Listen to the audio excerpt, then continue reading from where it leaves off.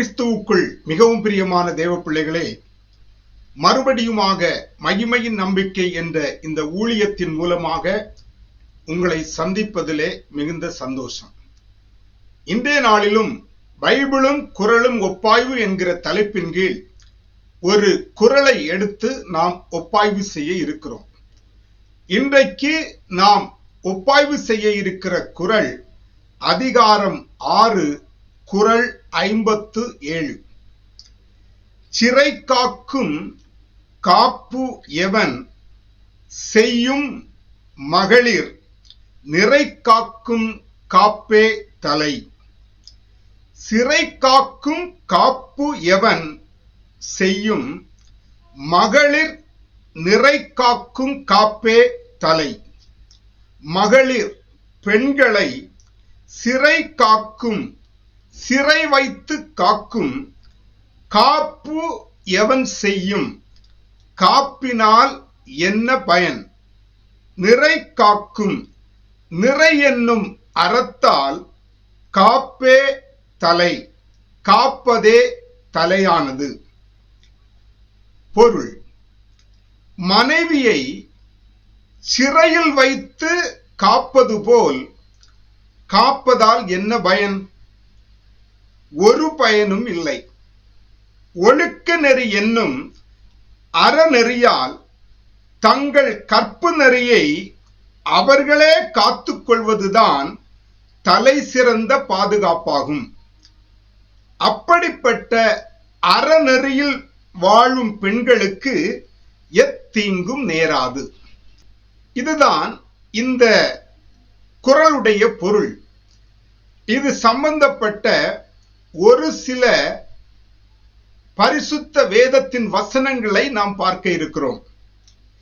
நீதிமொழிகள் புஸ்தகம் 31வது அதிகாரம் 30வது வசனம். சௌந்தரியம் வஞ்சனை உள்ளது, அழகும் வீண், கர்த்தருக்கு பயப்படுகிற ஸ்திரீயே புகழப்படுவாள். சங்கீதம் 31:23. கர்த்தருடைய பரிசுத்தவான்களே, நீங்கள் எல்லாரும் அவரில் அன்பு கூறுங்கள். உண்மையானவனை கர்த்தர் தற்காத்து இடும்பு செய்கிறவனுக்கு பூரணமாய் பதிலளிப்பார். சங்கீதம் 119:101.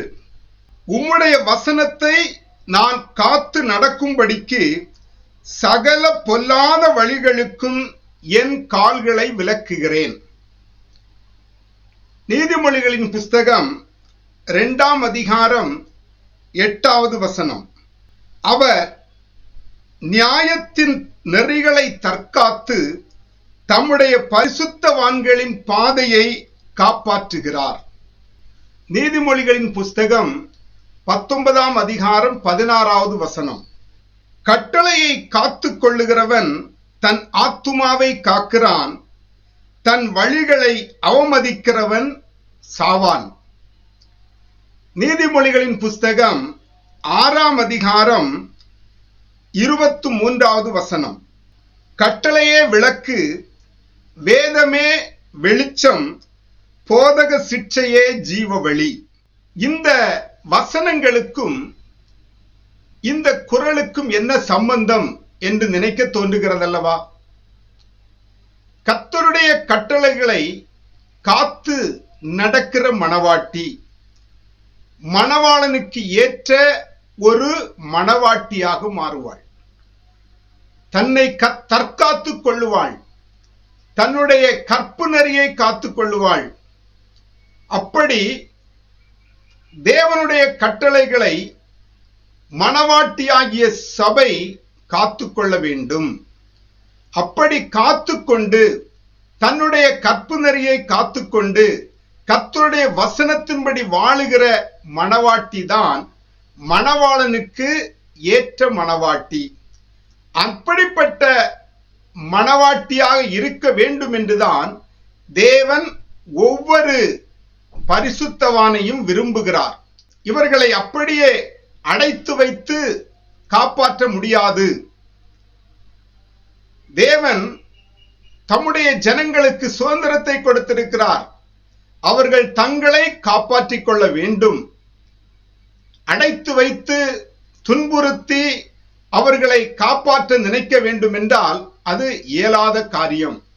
ஆகவேதான் இந்த குறள் ஒரு மணவாட்டி, சபையாகிய ஸ்திரீ தன்னையே நீதி நெறியிலே, அறநெறியிலே காத்து வழி நடத்தி கொள்ள வேண்டும். அவர்களை அடைத்து வைத்து காப்பாற்றுவது இயலாத காரியம் என்பதை இந்த குறள் மூலமாக அறிந்து கொள்ள முடிகிறது. அது சம்பந்தப்பட்ட வசனங்களைத்தான் நாம் கேட்டோம். இன்னொரு வசனத்தை பார்க்கலாம். ஆதியாகம புஸ்தகம் 2ஆம் அதிகாரம் 15வது வசனம். தேவனாகிய கர்த்தர் மனுஷனை ஏதேன் தோட்டத்தில் அழைத்து கொண்டு வந்து அதை பண்படுத்தவும் காக்கவும் வைத்தார். நமக்கு தெரிந்த ஒரு வசனம் அது. தேவன் நியமித்த அறநெறியின்படி தங்களை காத்து கொள்ளாமல் பிசாசின் தந்திரமான வார்த்தைகளுக்கு செவி கொடுத்து மனிதன் கெட்டு போனான். மணவாட்டி ஆகிய சபை தேவ சத்தத்திற்கு கீழ்ப்படிந்து தமது கற்பு நெறியை காக்க வேண்டும். அதுவே தலை சிறந்ததாகும்.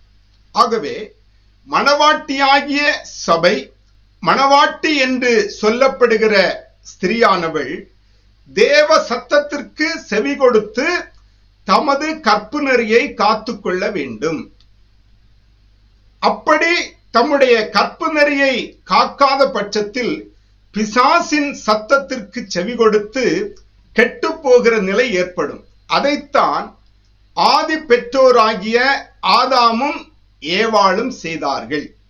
தேவன் ஏதேன் தோட்டத்திலே அவர்களை பத்திரமாக கொண்டு வைத்து பண்படுத்தவும் காக்கவும் வைக்கிறார்.